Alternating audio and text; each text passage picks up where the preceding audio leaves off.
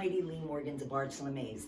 Woman encouraging woman, one woman at a time, encouraging other women to be the best possible person they can be. Today I am here with Miss Demetrica Todd Ruiz, and I have the pleasure of knowing this young lady for several years. She is the first African-American judge in the city of Vineland that was ever elected several years ago. And we were fortunate to, for a Pass the Cross when we ran boot camps for working out. And by the way, she's a beast on her workouts. So anyhow, Demetria, thank you for being here with us. Demetria, so let's go back. Before you became the judge, Sure. Where did you go to school to get your education? Okay. How long did it take you to get this education? So could you enlighten us, please? I will. Okay, so I'm going to briefly state that I am a product of public schools. So I attended school right here, well, in Bridgeton, New Jersey, where we're sitting now. And after I graduated high school, I obtained my bachelor's from Widener University, and that was in business administration with a concentration in accounting. And I actually was in an accelerated program at Widener that allowed me to obtain, stay one more year, 5 years, and obtain my master's in taxation. So Widener University is where. So when did you decide you wanted to be an attorney? Right, so that actually goes way back when I was a child. I knew I wanted to be a lawyer. But mind you, at that time when you're 6, the image of the lawyer that you see is just on TV. So my image was that of Perry Mason and what was happening in the legal realm there. Nowadays we have Law and Order, right? Yes. So then I actually thought that the lawyer, if you're going to be that person, you're helping those who have been wronged. And then as I got older, and I still wanted to be a lawyer from 6, 7, 8, all the way up to graduating high school. And once I got to college, I realized that there are a plethora of legal areas in which one can practice. So I had a liking for business. So when I got to college, the understanding for me was that I'm going to get the background in business, accounting, and taxation, so I can become a corporate attorney. Very good. That's what I was going to ask you. Where did that tie in? Right. And I did. I practiced corporate law. Well, first, I worked as an accountant because I actually took the CPA exam and was successful. And I worked as an accountant for 2 years as an auditor with the firm. So I did that for 2 years. And I knew that I wasn't going to go straight through school. So I had already did 5 years. And law school was going to be another 3 years if I went full-time, 4 years if I went part-time. So I wanted to go full-time. But that just meant I wanted to save some money so I can then go full-time. And I was still living at home with my parents at the time, so it worked out. So I worked a couple of years, and then I was able to go back to law school for full-time at Rutgers School of Law in Camden. Okay. Right, so that's where I obtained my law degree. And you went full-time? I did. All right, so before I ask you or tell our viewers out there about some of your backgrounds, married, children? Yeah, let's talk about it, right? Yes, because there should always be a little bit of love in our lives, right? Right. Okay, so just to be very transparent, because this is encouraging woman, right? Absolutely. So when I started law school, I got married. So law school started in August, and I was married in October. Yes. That's a lot of pressure. Right, but Heidi, is just, for me, it was just it's just another thing. It's life, right? If you know how to manage time effectively, you can make it work. So I got married 2 months after I started law school. I actually went on my honeymoon 2 months after that, right before I was taking finals.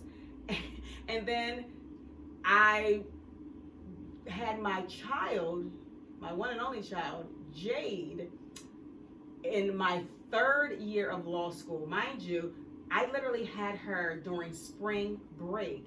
I was out of school. I didn't miss any time because it just so happened. Mind you, this wasn't planned. This was not a planned pregnancy. I had her 2 months before graduating law school. And then, after you graduate law school, you have to take the bar exam. Yeah. So I literally, this is no joke, had an igloo and a pump with me at the bar exam. Because when there was a break, I had to pump. I'm sorry, I'm not laughing, but that's actually kind of funny.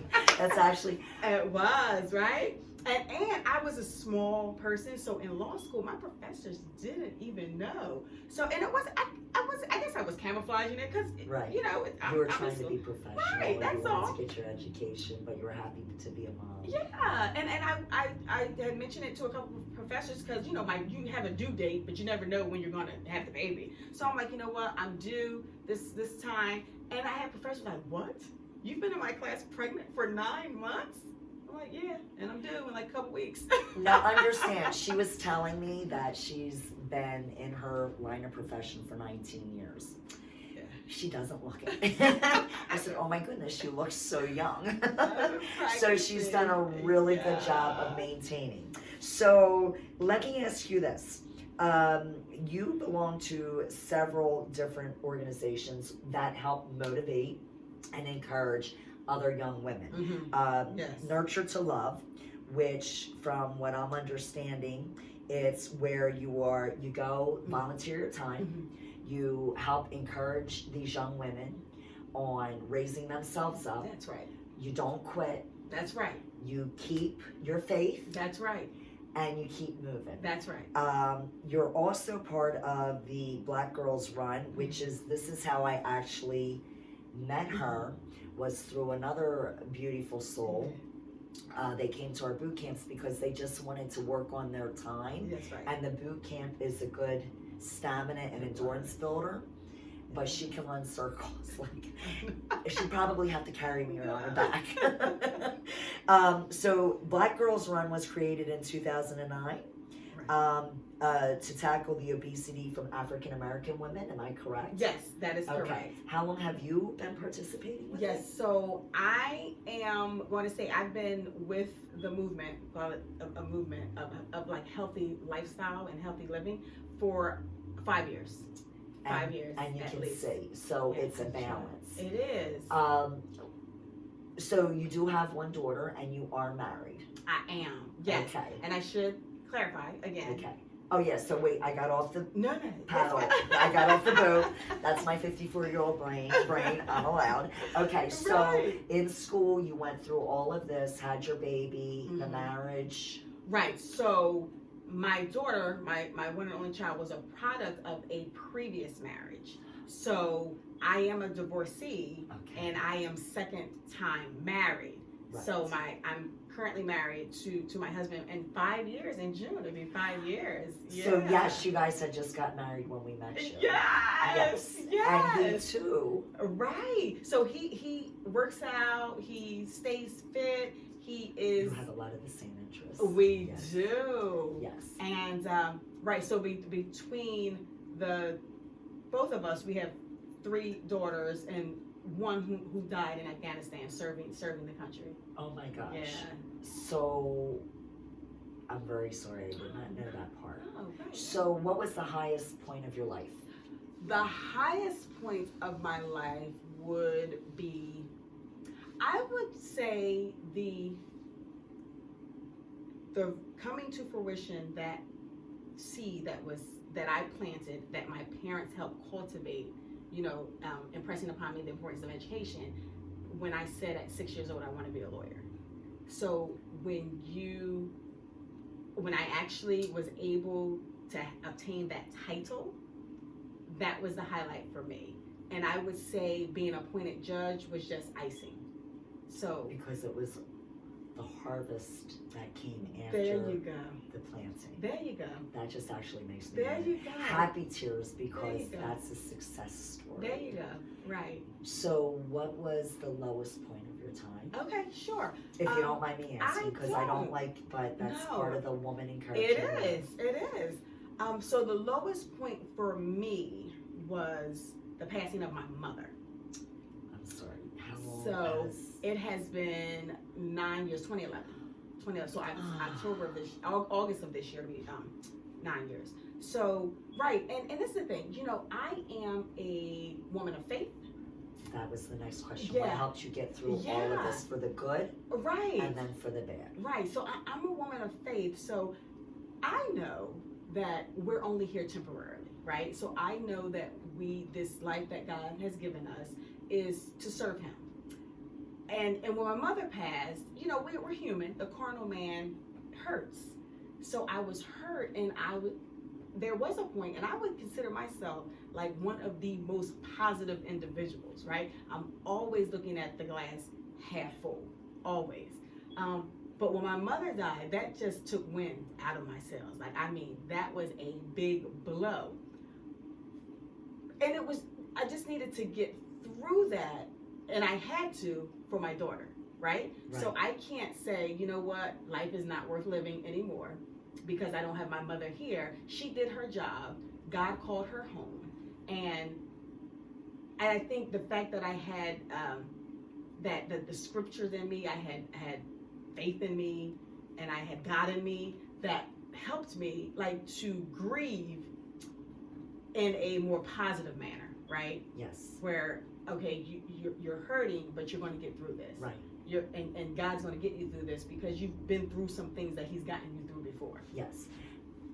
And the thing is too, is now our loved ones said, although we want to be selfish and we want to keep them here, we know they're not in pain and they're actually in a better place if True you statement. have faith. Oh, right? and she had faith. Oh, Right. yeah. Oh, But absolutely. we just missed because she was such a huge mentor Absolutely. of yours. Oh my gosh. And Yes. one of the things I think is beautiful with Demetria is she gives testimony on who helped encourage her throughout her sororities, never forgetting her sorority sisters, her sisters and brothers at the church, the whole 9 yards.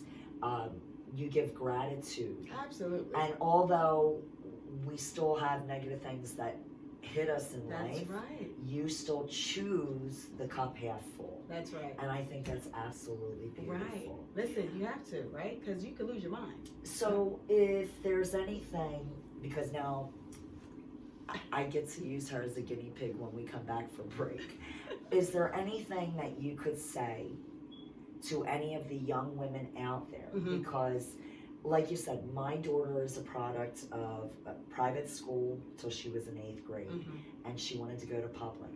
And the public school was absolutely a positive impact in her life, where she got her free education because she applied herself. That's right. Just That's like right. you applied yourself. That's right. And your daughter, I see your daughter does so many wonderful things she does. too. Yeah, I'm proud So of her. you're passing it forward to her.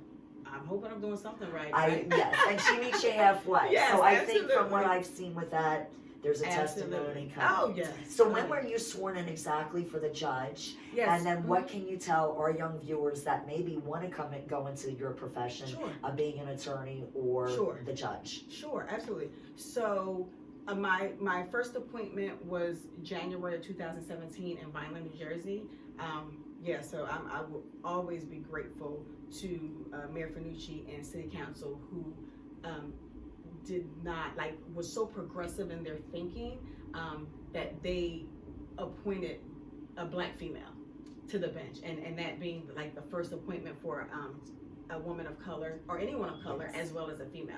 So that was in 2017, and since then I have had 2 more appointments. So 2018 I was appointed in Salem City, and 2019 I was appointed in Deptford Township. What an incredible see, that I didn't know. So I'm so glad I asked you to be part of this. Absolutely. So you are a trailblazer. See, do you think so? Absolutely. Absolutely, Demetria. So I know that she's not arrogant in any means, but just from the things she has done, and this is what Woman Encouraging Woman is also about. So many women within our area do all these incredible things that you have no idea. It's not just celebrities or movie stars. How about that? We have incredible women in our area, and I want the world to see this. So advice for the young women? I will. So advice for young women. So if you're going into law or not. So I actually just shared this 2 nights ago with my young ladies at Nurture to Love. And the first thing that I shared was that I want you to always be yourself, right? Like to be yourself, to be comfortable in your own skin. So that when you do have challenges or you do have individuals who might throw negative at you, that you're able to deflect it because you know who you are and you're confident in who you are. And I'm saying who you are as, I want you to be a respectable person, a respectful person, and I want you to treat people like you want to be treated. So being that person, like be yourself, but be a good version of yourself, right? Be a good version of yourself. And secondly, for me, it was helpful to know that my parents were always there for me. So I say, don't be afraid to fail. Don't fear failure. So everything may not go your way. And that simply means you'll do it differently the next time. And recently, because I've been watching, the tragedy with Kobe Bryant, and I've been watching a lot of his interviews, and during one interview, he actually said, there's no such thing as failure, because it's just something you learn from. So if you stumble, you fall, you make a mistake, then guess what? You learn how not to do it that way the next time, and you'll do it differently the next time. You'll get a different outcome the next time. So if you look at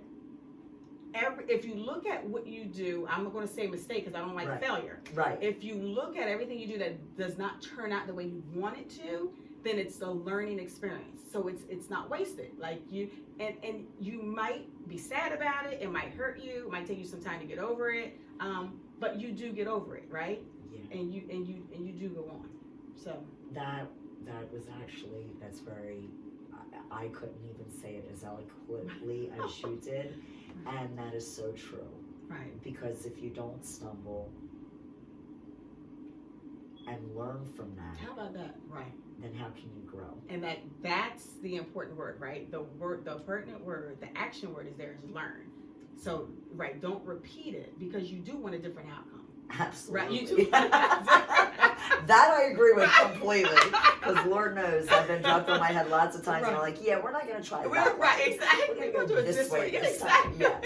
Exactly. Thank you so very much for allowing me to interview you. So now when we return, we're going to take it down to the floor because you all know in the area I'm known for my ab workouts, and Demetria is going to be my model and she is going to demonstrate 4 exercises for me. So we'll see you in a bit.